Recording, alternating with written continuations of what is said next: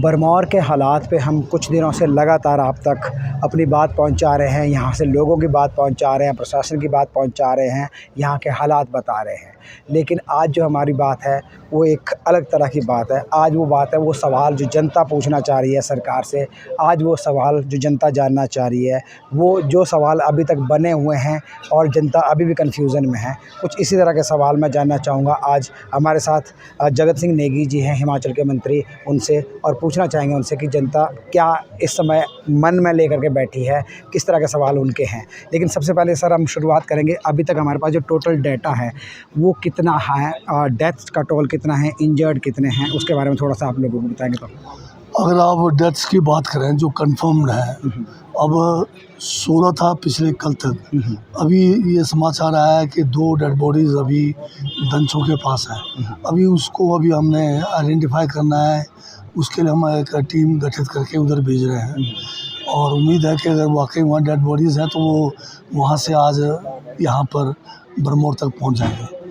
एक सर सवाल ये भी है लोगों का कि एक रजिस्ट्रेशन फॉर्म भरा गया था मणिमहेश यात्रा से पहले।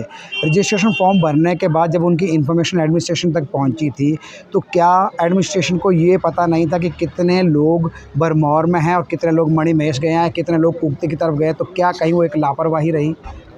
नहीं, जो रजिस्ट्रेशन हुआ था जाने वालों का, अब जब एकदम से आपदा आन हुई तो लोग जो अफरा तफरी में सब निकल गए अपने अपने हिसाब से। तो कितने बाहर निकले, कितने वो गए, उसका कोई डाटा जो है अभी उपलब्ध नहीं है। मतलब उसको शॉर्टेज नहीं किया जा सकता? नहीं, वो किया भी नहीं सकता क्योंकि लोग जो है पैदल बहुत निकले हैं, हज़ारों की तादाद में पैदल निकले हैं। उस समय जो है उनको किसी एक पर्टिकुलर पॉइंट पे चेक करना जो है प्रशासन की तरफ से हो नहीं पाया। कोई चेक पॉइंट वैसे स्थापित नहीं थे तो जिस कारण ये जो है सारा डाटा उपलब्ध नहीं है। ये बात ठीक है कि जब जा रहे थे लोग पैदल, उस समय कहीं ना कहीं जो है इनका पूरा एक डाटा लिया जाना चाहिए था। जी, और बहुत सारे ऐसे लोग थे जो रास्ते में ही रह गए थे, रोड ब्लॉक हो गए, कोई जो है चंबा की तरफ रह गए, कोई बीच में रह गए। तो ये बहुत सारी बातें थी जिसका डाटा होना जरूरी था। जी बिल्कुल। एक सर बात और है जो लोग जानना चाहते हैं कि जब नेटवर्क को लेके प्रॉब्लम आई, नेटवर्क सिस्टम बंद हो गया, केबल्स जो है वो टूट गई, OFC केबल्स, तो क्या हमारे पास आज के टाइम पे जब एडवांस टेक्नोलॉजी दुनिया में चल रही है, ऐसा कोई सिस्टम नहीं है अभी तक जो कि इस तरह की आपदा में इस्तेमाल हो सके, लोगों का कम्युनिकेशन का कोई ऑप्शन बन सके? बिल्कुल है, क्यों नहीं है। पर अफसोस मुझे भी है इसमें कि इसमें हम लोग भी थोड़ा कुछ कर नहीं पाए। और जो जितनी भी कंपनियां हैं, ये चाहे ये हम आपका नेटवर्किंग में ये एयरटेल है, जियो है, BSNL है और दूसरे हैं, इनकी मीटिंग शिमला में चीफ सेक्रेटरी की अध्यक्षता में बुलाकर उनके साथ लगातार हम संपर्क में रहे, परंतु कोई विशेष कर नहीं पाए। अब ये जैसे आपने कहा कि आधुनिक संचार व्यवस्था को तुरंत यहाँ पर लगाना चाहिए, वो काम रह गया है, वाकई उसमें कमी रह गई है। और भविष्य में इस किस्म के जो कोई भी कहीं OFC के टूटने से ये नेट का जो है बिल्कुल ब्लैकआउट हो जाता है, इसके ऊपर हमें विशेष ध्यान देने की ज़रूरत है। एमरजेंसी में सर जितने भी जो बॉडीज़ हमारे पास बरमौर में पहुंची, बहुत सी बॉडीज़ ऐसी है जो 10-10 दिन तक यहाँ रही लेकिन उसको आगे नहीं पहुंचा पाए, चंबा नहीं पहुंचा पाए, परिवारजनों तक नहीं पहुंचा पाए। तो हमें लगता है कि क्या लोगों का सवाल ये है, लोग ये जानना चाहते हैं कि कहाँ चूक रह गई कि इतना वक्त लग गया उन बॉडीज़ को यहाँ से चंबा तक पहुँचाने में? क्या हमारे पास एयरफोर्स का पहले सपोर्ट नहीं मिल सकता था या उसमें कोई लैक रहा? एयरफोर्स को डे 1 से हिमाचल सरकार की तरफ से रिक्वेजिशन की गई, परंतु बीच में मौसम की खराबी के कारण एयरफोर्स भी यहाँ नहीं पहुँच पाई। बल्कि जब माननीय मुख्यमंत्री आए हैं, वो एयरफोर्स के उसमें आए, वो जो है यहाँ नीचे उतर नहीं पाया। उस समय चारों तरफ जो है कहीं जो हेलीपैड के आसपास जो है दुकानें लगी थी, या इनकी जो है ये हेलीपैड वालों का जो छोटे हेलीकॉप्टर चल रहे थे, उनके अपने जो है वहाँ पर तंबू लगे थे, तो उसको टेक्निकल कारण से उतर नहीं पाए। और जो छोटे प्लेन जो हमारे पास जो चॉपर्स थे, उसमें डेड बॉडीज़ जो है एक आध जो शुरू में सही हालात में थे उनको तो निकाल दिया, तो बाद में ये डेड बॉडीज़ जब आए तो काफ़ी जो है विकृत दशा में थी। तो इनमें जो है छोटे चॉपर में ले जाने के लिए पायलट्स जो है इसके लिए तैयार नहीं थे कि वो जो है इसको जो है जो दुर्गंध के कारण कहिए जो है वो उसको अपने साथ क्योंकि ले जाने के लिए सक्षम नहीं हुए। अच्छा। तो उसी कारण हुआ है। और बाय रोड इसको ले जा नहीं सकते थे, रोड का तो आपने स्वयं आप रास्ते में देखा है, बिल्कुल। तो डेड बॉडीज़ को इस तरह से मतलब चंबा पहुंचाना संभव नहीं था। परंतु यहाँ पर हॉस्पिटल में जो भी हमारे पास जो सीमित संसाधन थे, बॉडीज़ को प्रिजर्व करने की कोशिश की गई। ये एक कमी यहाँ पर कि डीप फ्रीजर्स यहाँ पर नहीं थे, जो कि ऐसे जगह पे होने चाहिए थे। अब वो तो भविष्य की बात है, हमें रखेंगे मतलब हम। कहीं न कहीं अगर हम बात करें तो हेल्थ सिस्टम का भी हमारा जो अपग्रेडेशन होना चाहिए, जैसे भरमौर का जो हॉस्पिटल था उसमें पोस्टमार्टम नहीं हो सकता था, उसमें नहीं, इसमें पोस्टमार्टम सारे यहाँ हो गए। अच्छा। पोस्टमार्टम की कोई दिक्कत नहीं है। यात्रा को लेके बाहर से कुछ डॉक्टर्स भी यहाँ पर तैनात किए थे, परंतु जैसे ऑपरेशन थिएटर नहीं है यहाँ पर, जैसे डीप फ्रीजर्स मॉर्चरी में नहीं है, कुछ कमियाँ ज़रूर है। जी, जी। इसको हम रेक्टिफाई करेंगे। अब इतनी बड़ी यात्रा है जी, बिल्कुल। और उसके लिए जो तैयारी भी बड़े लेवल पे होनी चाहिए थी, और ज़्यादा सुरक्षित होनी चाहिए थी, और ज़्यादा सुगम होनी चाहिए थी। तो इन बातों को भविष्य के लिए हम ध्यान मतलब रखेंगे। इस बार कहीं न कहीं हम लैग किए पर उसमें। मुझे जो है सबसे बड़ी बात यह है सुखद कि इसमें जो अफवाहें थी हज़ारों लोगों की जान जाने का, वो जो है दर्जनों में सिमट गया। बहुत बड़ी बात हो गई है, लोगों ने अपनी जान नहीं गंवाई है। बेशक लोगों को काफ़ी मुसीबत उठाना पड़ा। यहाँ पर जगह जगह पे जो है लंगर लगे थे, पंचायत के लोगों ने, स्थानीय लोगों ने भरपूर जो है इनका जो जितने भी यात्री थे उनको खाना खिलाया, उनको रहने की व्यवस्था की। ये बहुत बड़ी बात हुई और मैंने कई बार कहा कि मैं उन सभी का सरकार की तरफ से अपनी ओर से बहुत बहुत धन्यवाद करता हूँ। और आज भी वो लोग कर रहे हैं। अभी कोई 1600-1700 लोग अभी भी भरमौर में है। आज सवेरे 500 लोग जो है यहाँ से दुर्गटी तक जो है, जो फ्री टैक्सी सर्विस हमने चलाई है, वहाँ तक गए हैं 25 किलोमीटर। वहाँ से वो पैदल चंबा तक जाएंगे। कुछ लोग तो आज चंबा पहुँच जाएंगे, कुछ जो रास्ते में रहना चाहेंगे उनके लिए भी हमने चंबा की तरफ से एसडीएम और अन्य प्रशासन अधिकारियों को लंगर और रहने की व्यवस्था करने का निर्देश दिया है।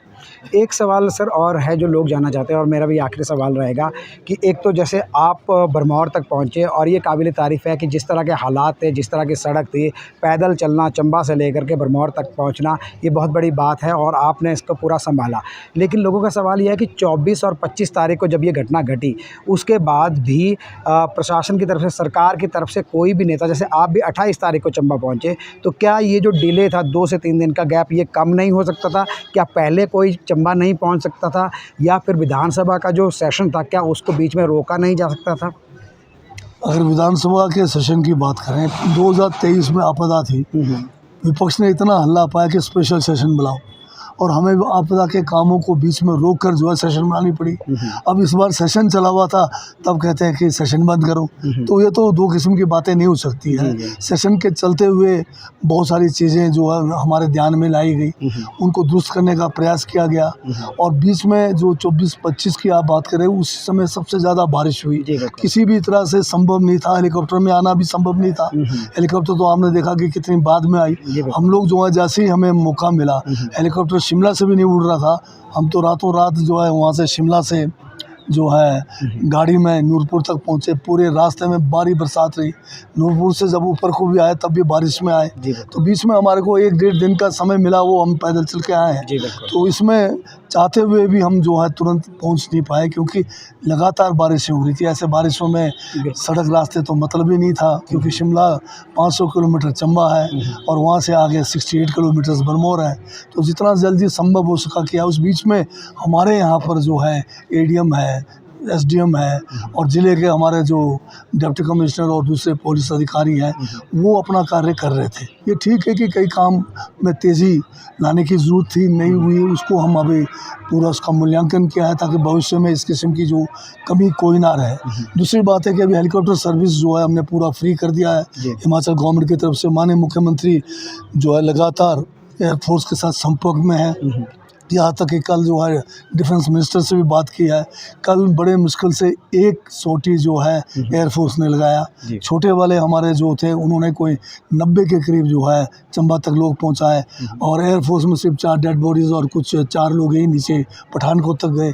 आज भी जो है एक जो है एयरफोर्स का Mi-17 Mi-17 और एक चीनूक जो है तैयार है, परंतु अभी तक आप देख रहे हैं कि कोई आवाज़ है नहीं, जबकि यहाँ पर मौसम काफ़ी थोड़ा अब बादल छट रहे हैं। तो ये अगर आ जाते हैं तो, और उसमें ये भी कहा गया कि जो Mi में 18 और चीनूक में 40 आदमी एक साथ ले जाएं, तो काफ़ी जो अभी ऊपर जो हेलीपैड पे 250 के करीब लोग अभी इंतज़ार में बैठे हैं। बाकी लोग जो है पैदल चले गए 500 के करीब। कुछ लोग जैसे ही देख रहे हैं कि बारी आएगी तो वो सारे अपने जहाँ जहाँ ठहरे हुए हैं वो सब हेलीपैड की तरफ दौड़ेंगे। तो उनको जब तक ये सर्विस जब तक रोड नहीं खुलता तब तक जारी रहेगी और हम एक आदमी को भी यहाँ पर जो है रहने नहीं देंगे। वो जो जहाँ जाना चाहते हैं उनको पहुँचाएंगे। आप डटे हुए मतलब जब तक सब लोग यहाँ से नहीं निकल जाते तब तक आप? हाँ, मैं अभी जो है मेरा अभी जो 4 डेड बॉडीज़ हैं और 2 अभी बाद में बताया जा रहा है। पहले ये अगर यहाँ तक पहुँच जाए सुरक्षित जो टाइम से आगे उनको डिस्पैच आगे चाहे चंबा भेजना पठानकोट भेजना वो कोशिश करते हैं। अभी तो एक आध दिन हूँ यहाँ। एक भविष्य के लिए मेरा एक सवाल है कि जिस तरह से चिंतपूर्णी माता मंदिर को प्रसाद योजना के तहत लाया गया केंद्र सरकार की तरफ से, क्या उसी तरह मणिमहेश यात्रा या फिर किन्नर कैलाश यात्रा, ये जो 2 मुख्य यात्राएं हिमाचल में हैं, इनको प्रसाद योजना के तहत नहीं लाया जा सकता? उसके अधीन इनमें कोई कार्य नहीं हो सकता? अभी उसके अलावा श्रीखंड यात्रा भी आजकल काफ़ी पॉपुलर हो रहा है। किन्नर कैलाश भी हो रहा है और आपका मणिमहेश तो बड़े लंबे समय से जिसमें लाखों श्रद्धालु आते हैं। हम तो सब में प्रपोज कर रहे हैं परंतु बजट मिलने में समय लगता है। हमारी तरफ से तो कोई स्कीम केंद्र का जो भी है उपलब्ध है, हम उसको अवेल करने के लिए पीछे नहीं जा रहे हुए। हम तो चाहते हैं हर स्कीम आए। हमारी सड़क जो है नेशनल हाईवे है, ये जो है बेहतर होना चाहिए। अभी तक इसका जो है टारिंग तक नहीं कर पाया NH होने के बावजूद। अभी पिछले साल जो है कुल जो है 68 किलोमीटर में से हम 18 किलोमीटर भी इसको जो है पूरा नहीं कर सका है। नेशनल हाईवे में बैरिकेडिंग बहुत ज़रूरी है, जो आपके जो क्रैश बैरियर्स है, क्योंकि बहुत सारे एक्सीडेंट्स होते हैं। बहुत सारे ऐसे पॉइंट्स हैं जो लगातार मतलब कई सालों से मतलब वहाँ पर जो है ये खिसकता रहता है चट्टानें। तो ये भी सुरक्षित करने की ज़रूरत है, चाहे इसको टनल के मार्फत करें। आने वाले समय में बेहतर सड़क यातायात हो, टनल्स हो, जगह जगह पे लोगों को रहने के लिए मेडिकल एड्स हो और शौचालय हो, हर किस्म की सुविधा हमें प्रदान करने की आवश्यकता है। Thank you so much sir हमसे बात करने के लिए।